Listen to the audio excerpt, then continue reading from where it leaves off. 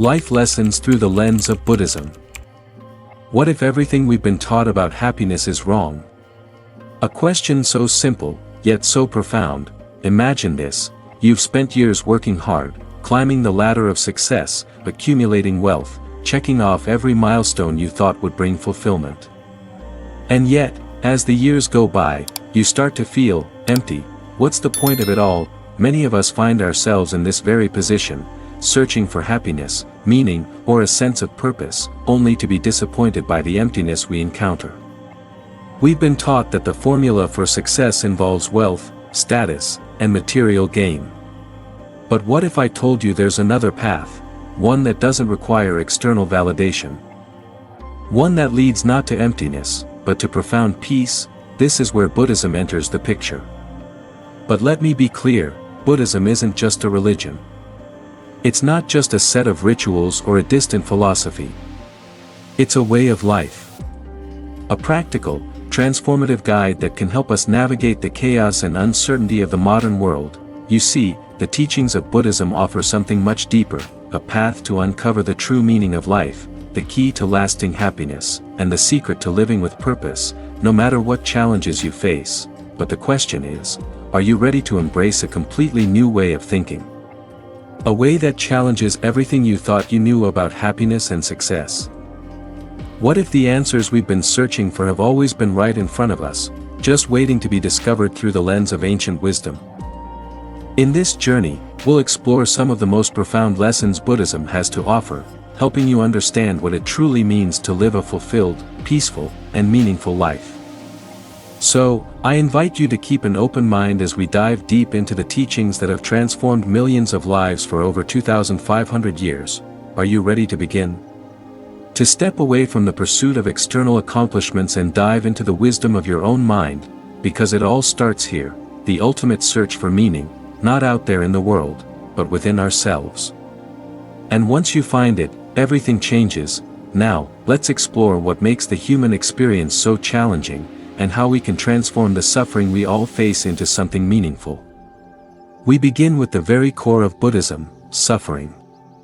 Why does it seem like no matter what we do, suffering is an unavoidable part of life? Life isn't always easy. In fact, for many of us, it's filled with struggles, challenges, and moments of deep frustration. And if you're being honest with yourself, you may feel like no matter how much you achieve, something is always missing. You're constantly running, constantly striving, and yet you never quite seem to reach the end of the road. But what if I told you that this feeling of dissatisfaction, this sense of yearning for something more, isn't just an accident?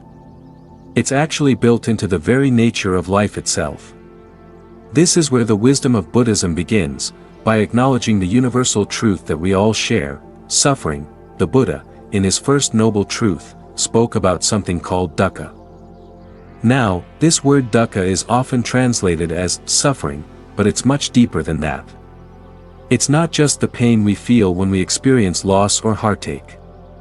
It's the subtle discomfort that arises in the background of every single moment of life. Dukkha is the feeling of discontent that follows us even when things seem to be going well. It's the realization that, no matter what we achieve or how much we accumulate, we are never truly satisfied. It's the knowing that nothing in life stays the same, not our successes, not our happiness, and certainly not our relationships. Think about it for a moment.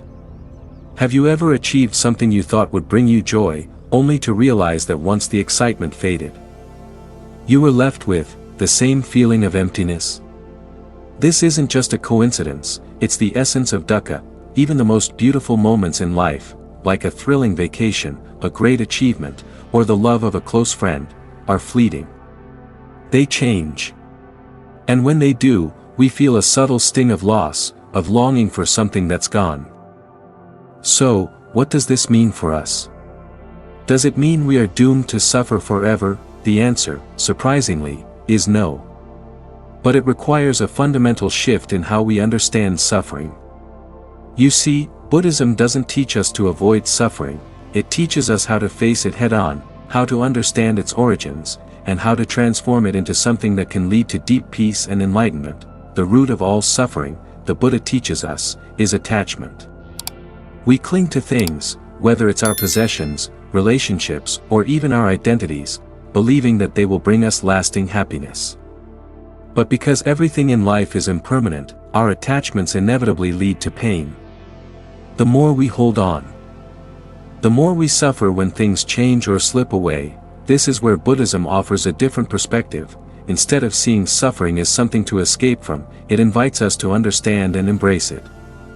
Through mindfulness and awareness, we can begin to see that suffering isn't the enemy, it's simply a part of the human experience, and when we stop fighting against it, we open the door to true freedom. A freedom that comes from accepting life exactly as it is, without trying to control or resist what's happening. But to truly understand this, we need to explore the causes of suffering more deeply. And that brings us to the second noble truth, the truth of the cause of suffering. Are you ready to dive into this deeper layer of understanding? Have you ever noticed how, no matter how hard we try to hold on to the good moments in life, they always slip away? The perfect vacation, the excitement of a new job, the warmth of a loving relationship, these things all have one thing in common: they don't last forever. This truth, as unsettling as it may sound, is the very nature of life itself. It's a truth that Buddhists have known for over 2,500 years. And it's called anicca, the concept of impermanence. Impermanence isn't just a fleeting moment here or there. It's the fundamental nature of everything in the universe. The Buddha taught us that everything, absolutely everything, is in a constant state of flux. Nothing stays the same. Not the seasons, not our thoughts, not even our very bodies. Think about it, you're not the same person you were a year ago. Your thoughts have changed, your body has changed, your circumstances have changed. And you will continue to change, whether you like it or not. And that's the nature of existence. We often try to resist this change. We try to freeze time, hold on to moments of happiness, and protect ourselves from pain. But the more we try to hold on, the more we suffer. Why? Because we're fighting against something that is inevitable: change. Imagine a beautiful flower in full bloom. Its colors are vibrant, its scent intoxicating. For a brief moment, it feels like time itself has paused. And all is perfect in the world. But if you look closer, you'll see the inevitable truth: the flower is already beginning to wilt. Its beauty is fleeting. This is the way of life. Now, you may be asking yourself, why does this have to be so? Why can't things just stay the same? And it's a fair question. But here's the thing: the Buddha taught that impermanence is not something to fear or avoid. In fact, it's something to embrace. Because when we fully accept the nature of impermanence, we can find peace. You see, when we understand that nothing lasts forever, we start to let go of our attachment to things. We begin to realize that it's okay to enjoy the good moments, but also okay to let them go when they pass. We learn not to grasp too tightly, not to cling to fleeting pleasures or experiences. Instead, we learn to appreciate them fully, while they're here, and let them fade away when their time has passed. This realization frees us. It's the key to releasing our inner turmoil. When we let go of the desire to keep things as they are, we stop fighting against the natural flow of life. And in that release, we find peace. Because peace doesn't come from controlling the world around us, it comes from accepting that everything is always changing, and learning to flow with it. But here's the paradox: in accepting impermanence, we discover something truly profound. Because when we let go of our need to cling to the past, we make room for something even better. We make room for the new. For the next chapter in our lives. For the next opportunity for growth, for love, for joy. And that brings us to a crucial point in our journey: acceptance. To truly embrace life, with all its ups and downs, we must first accept that change is inevitable. The only constant in life is change itself. Who are you? I don't mean your name, your job, or the roles you play in life. I mean, who are you at your core? Take a moment and think about it. Who is the I that you identify with? You see, when we look at ourselves in the mirror, we're often confronted with a sense of identity. We say, I am this person. I am my career, my relationships, my past experiences. We define ourselves by these labels, by the things we own, by the roles we play. But what if I told you that all of this, the I that you've built up, the ego, the self-image you've carefully constructed, is an illusion? This is one of the deepest teachings of Buddhism, anatta, the doctrine of non-self. The Buddha taught that the idea of a permanent, unchanging self, something that we can call me or I, is just an illusion. At first, this may sound strange, even unsettling. We've all been conditioned to think that we have a fixed identity, a self that defines who we are and separates us from everyone else. But the Buddha saw through this illusion. He realized that what we call self is nothing more than a collection of fleeting thoughts, sensations, and experiences. Think about it for a moment. When you say I am angry, what are you really saying? Is there a permanent, fixed I that is angry, or is it just a passing emotion? When you say I am happy, is that happiness something that belongs to a permanent, solid self? Or is it simply an emotion arising and fading away? The truth is, our identity is not a fixed, unchanging essence. It's a fluid, ever-changing process. This doesn't mean we don't have a sense of individuality. Of course, we all have a unique perspective on the world, shaped by our experiences. But the core of who we are, our very sense of self, is not something permanent. It's a product of our thoughts, our emotions, and the countless moments that make up our lives. It's like a river, always flowing, never the same from one moment to the next. What the Buddha realized, and what we must come to understand, is that attachment to the idea of a permanent self is the root of much of our suffering. We cling to this sense of I because it gives us a false sense of security. We believe that if we protect our identity, we will be safe. That we will find lasting happiness in our image of ourselves, but this attachment only creates more suffering. Why? Because we constantly try to protect an illusion. We fear losing our identity, losing our image of who we think we are. And this fear leads to anxiety, stress, and even a deep sense of frustration when things don't go the way we want. When life challenges our sense of self, we resist, we fight, we cling even harder to what we believe we are, but the truth is, nothing in this world is permanent, not our body, not our thoughts, not our relationships. And when we come to terms with this impermanence, we free ourselves from the suffering that comes from clinging to an illusory self. So, what can we do with this knowledge? How do we move forward when we realize that the self we've spent so much time building is not as real as we thought? The key is to let go. Let go of the attachment to our ego. Let go of the need to define ourselves by external things or even by internal thoughts and labels. When we let go of the illusion of a permanent self, we can begin to experience true freedom, a freedom that comes from being fully present in each moment without the burden of an identity we feel we must protect. When we stop identifying with the illusion of the self, we open ourselves to the vastness of experience, to the fluidity of life. We become more connected to the world around us, to others, and to the present moment. In this space, we discover that we are not separate from the world, we are an integral part of it. We all experience pain, don't we? It's inevitable. It's a part of life. Whether it's the physical pain of an injury, the emotional pain of losing someone we love, or the mental anguish of feeling lost or unfulfilled, we've all felt the sting of suffering in one form or another, but have you ever wondered why we suffer so much? And more importantly, have you ever wondered if there's a way to transcend this suffering? This question lies at the heart of Buddhism.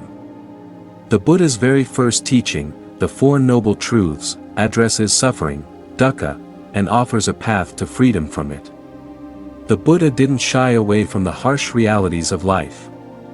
He didn't pretend that everything is always okay. He acknowledged that suffering is an inescapable part of the human experience. And this truth is one we can all relate to, but here's the key, the Buddha didn't stop at just recognizing the existence of suffering. He went further. He explored its origins and, more importantly, its cessation. He realized that while suffering is a part of life, we don't have to let it define us. We don't have to let it control us. There is a way to transcend suffering, to rise above it, to find peace and joy, even amidst the challenges of life. Let's break it down. Dukkha, the word the Buddha used to describe suffering, doesn't just mean physical pain. It encompasses all forms of dissatisfaction, from the discontent we feel when things don't go the way we want, to the existential frustration of not knowing our true purpose in life. It even includes the subtle discomfort we feel when we realize that everything we love is ultimately fleeting. So, suffering is not just about the obvious pain we experience, it's about the underlying dissatisfaction that pervades our entire experience of life. Even in moments of happiness, there is a certain impermanence that makes that joy bittersweet, but the Buddha didn't just acknowledge this pain, he understood its cause. And that's where things get interesting. The cause of suffering, according to Buddhism, is attachment. When we cling to things, when we desire them desperately or fear losing them, we are bound to suffer. Whether it's material possessions, relationships, or even our own identity, as we discussed in the previous chapter, we become attached to things we believe will bring us happiness or security.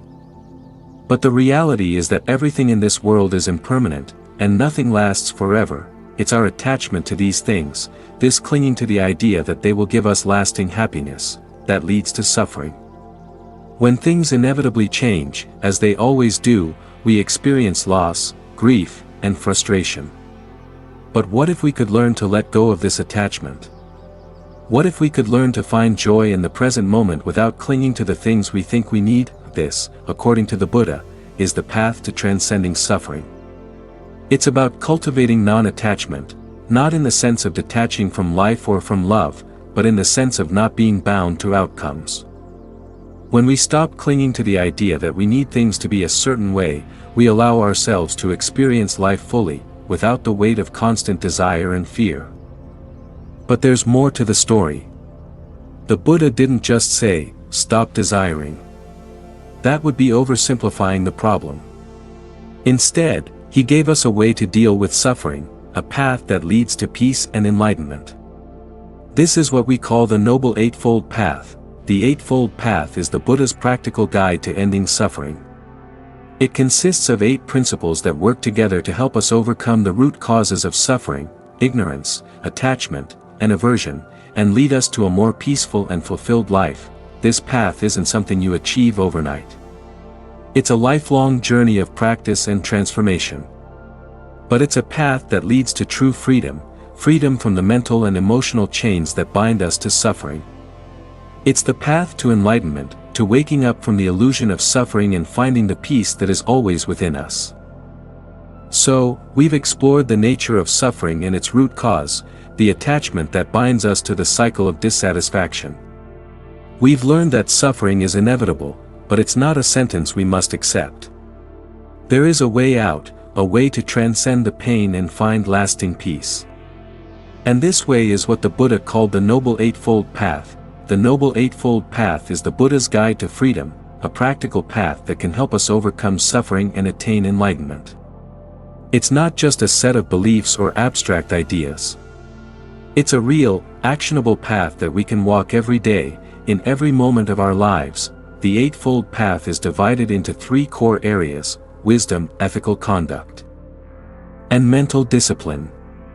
These 3 aspects work together, guiding us to live a life that is in alignment with truth, compassion, and inner peace. Let's take a closer look at each of these 8 steps. 1. Right view, wisdom. The first step on the Eightfold Path is to develop right view. This means seeing the world as it truly is, without the distortion of our attachments, desires, or preconceived notions. It's about understanding the nature of reality, including the 4 noble truths and the law of impermanence. Right view is the foundation for all the other steps. It's about seeing clearly, without the fog of ignorance clouding our vision. 2.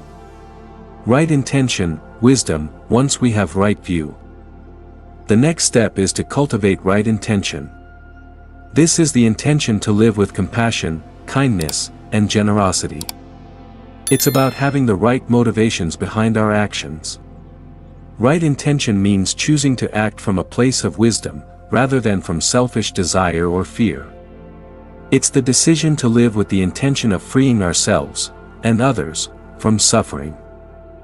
3. Right speech, ethical conduct. The next principle is right speech. Our words have the power to heal or harm, to build up or tear down. Right speech involves speaking truthfully, kindly, and harmoniously. It means avoiding gossip, slander, and harsh language. Right speech encourages us to use our words in ways that promote understanding, peace, and connection with others. In essence, it's about speaking in alignment with our highest values. 4. Right action, ethical conduct. Right action is about how we act in the world. It's the practice of ethical behavior, doing what is right, rather than what is selfish or harmful. This includes actions like refraining from killing, stealing, or engaging in sexual misconduct. But it also extends to smaller everyday actions, being honest, respectful, and mindful in all our interactions. Right action is about aligning our behavior with our values and principles. 5. Right livelihood, ethical conduct. Right livelihood goes hand in hand with right action. It means earning a living in a way that is ethical and does not cause harm to others. The Buddha taught that we should avoid professions that exploit or harm others, such as trading in weapons, slavery, or intoxicants. Right livelihood is about finding work that is aligned with our values, one that contributes positively to the well-being of others and the world. 6. Right effort, mental discipline. Moving into the realm of mental discipline, the next step is right effort. This is the effort to cultivate wholesome, positive mental states, while abandoning unwholesome ones. Right effort is about practicing mindfulness and awareness, making a conscious effort to stay focused and grounded in the present moment. It's about striving to develop qualities like patience, compassion, and wisdom, and letting go of negative emotions like anger, jealousy, and fear. 7. Right mindfulness, mental discipline. Right mindfulness is the practice of being fully aware and present in every moment. It's about observing our thoughts, emotions, and sensations without judgment. In this practice, we become aware of the impermanence of all things, the constant flow of thoughts, feelings, and experiences that arise and fade.